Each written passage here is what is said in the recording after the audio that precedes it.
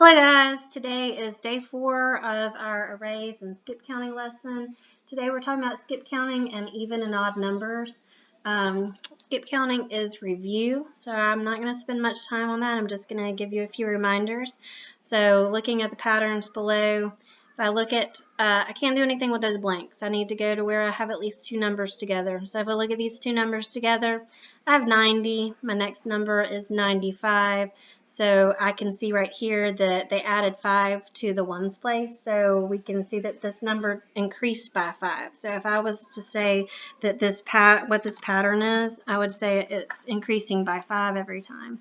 So if I were to go this way, 95 plus 5 more, 100, right? 100 plus 5 more is 105. 110 plus 5 more. All you're really thinking about is 10 plus 15. You know that 100 is going to stay.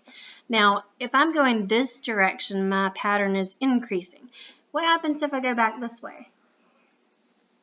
Hopefully you said your pattern is decreasing. So now I need to take away 5.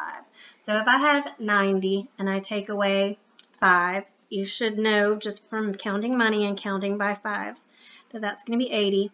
Take away another 5, your ones place is going to go down to 0, so your answer will be 80. Okay, down here I can't do anything with that blank, so we're going to go to the two numbers that I have together.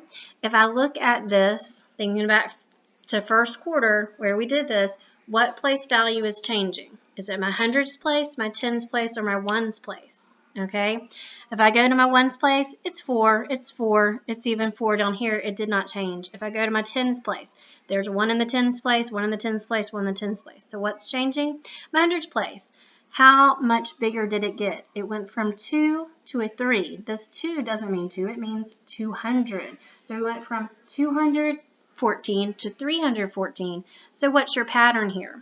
Are we increasing or decreasing? Hopefully you said increasing. And how much did we increase by? 100, right? So if I'm adding 100 to this hundreds place, you've got zeros in your tens and ones, so those aren't going to change. So 214, 314. Hundreds place is the only thing that changes. 414, 514, 614, 714, and there you go. So if I go back to the front, if I'm going this way, my pattern is increasing. If I go that way, however, look at your pattern, 800, 700, 600, it is decreasing. So take away 100 here. You had 214. Now what do you have? 114. You can see that 14 stayed in place the entire time because we were just adding hundreds. All right, let's look at our next pattern. So go down here where you can see two numbers together. What place value is changing? Your hundreds place, your tens place, or your ones place? Hundreds place. Did it change? 200, 200. Nope. Ones place. Did it change? It's a 4, 4, 4. Didn't change. So look at your tens place. I had a 3, which means 30, a 4, which means 40, a 7, which means 70. So if I'm listening to my patterns, let's go this way first. It's usually easier to increase. So we have 234, 244. The only thing that is going to change, because you determined that it's your tens place changing, is your tens place. So what's your pattern? I'm increasing. How much did it increase? Added 10, right? So 10 more, 234, 244. Now we're going to have 254.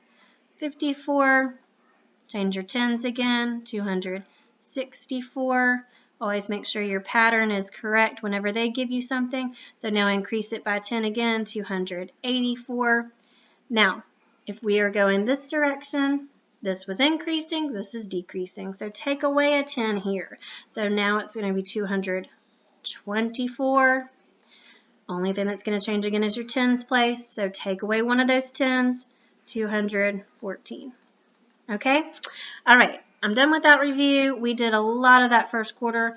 There's a little more in the lesson that is included that you can kind of go through yourself and work with on your own. But we did a lot of this at the beginning of the year, so I feel like you should be able to do this. Remember, look for what place value is changing, and always be aware if we do go from, sometimes you might be adding numbers and they don't get much bigger, but it's because, you had to regroup and build a new 100 or build a new 10. So watch out for that on these problems especially. Okay, let's go to even and odd numbers. We've talked a little bit about this also this year. So we're going to dive right into it again, and this is just going to be a quick review. So what makes an even number an even number? The rule is it has to be able to be divided into 2 equal parts. So if I can't make 2 equal parts, then it's not going to be an even number. This is kind of a trick. I'm not that big on tricks, but if you look at the number and you look at the ones place, if it ends with a 0, a 2, a 4, 6, or an 8, it's going to be an even number. I can take that number no matter how big, I can divide that number into 2 equal groups, so it's going to be even if it ends with any of those, okay?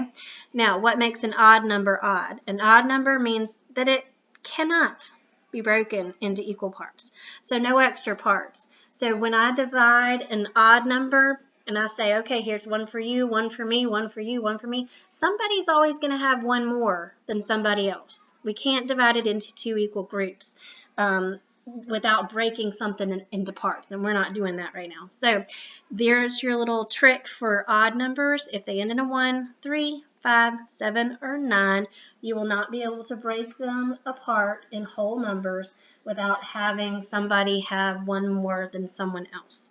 So let's look and see what does that mean, okay? So 8. Remember what my cheat sheet said. It said 2, 4, 6, 8, and 0. If it ends with those, then it's an even number. So I know 8's an even number because I know Ms. Booker just said if it ends with an 8, then that's going to be even. But why is it an even number? So we're going to pretend we have some strawberries.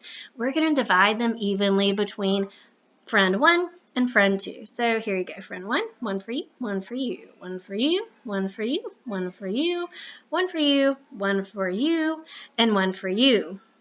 Well, how many did friend 1 get? 4. How many did friend 2 get? 4. Are the groups equal? Yes, they are. So that is why 8 is an even number, because I can divide it into 2 equal groups, 4 and 4. Okay, 7. Well, 7, you said, Ms. Booker just said 1, 3, 5, 7, and 9. If it ends with that, then it's odd. So I knew 7 is going to be odd. What does that mean? Well, let's take our 7 strawberries. Here's friend 1. 1 for you, 1 for you, 1 for you, 1 for you, 1 for you, 1 for you, 1 for you. All right, friend 1, how many strawberries did you get? Friend 2, how many strawberries did you get? Well, did they get equal parts? Did they have an equal number of strawberries in their groups? Nope. Just like we said before, somebody's going to end up with one more than the other. Okay, so I can't divide these strawberries equally as they are as a whole strawberry now, right? I know somebody always says, but what if I cut the strawberry in half? Well, okay, we could take this strawberry and cut it in half, but we can't do that. When we're talking about even and odd numbers, you're not allowed to cut the numbers into smaller parts. They have to be whole numbers. So as far as, keeping these strawberries whole, right, I can only divide it this way. 4 over here, 3 over here, or 4 over here, 3 over here, and we have an odd number because they can't be divided into equal parts. All right, 10 candies. Let's try friend 1. Friend 2, 1 for you, 1 for you, 1 for you, 1 for you, 1 for you. Keep going. And there we go. So friend 1, how many candies do you have? 5. Friend 2, how many candies do you have? 5. Were they able to divide those candies into 2 equal parts? Yes, they were. So 10 is an even number. Remember what our little cheat was? We had 4, 6, 8, 0. If it ends with any of those numbers, it's going to be even. Did 10 end with a 0? Yes, it did. So it works. You can see that that's an even number. Okay? 13. Let's divide our flowers. 1 for each person in each group. So friend 1, there you go. Friend 2, there you go. Friend 1 again. Friend 1 again. Friend 2. Friend 1. Friend 2. Friend 1. So let's count the flowers for friend 1. So we have 1, 2, 3, 4, 5, 6, 7 over here. We have 1, 2, 3, 4, 5, 6 over here. Hold on. We have 7 for friend 1 and 6 for friend 2. Was it an even number? Oh, nope, it wasn't. Somebody got more than the other. So because of that, we know that 13 is an odd number. Now remember, our little, thing that can always help us out is we know that 1, 3, 5, 7, and 9. If it ends with any of those numbers, then it's going to be an odd number. 13 ends with a 3, so you can see that we were not able to divide it into 2 equal parts, so it made it odd. Okay, it works. You can keep on going. Even bigger numbers. So let's test out,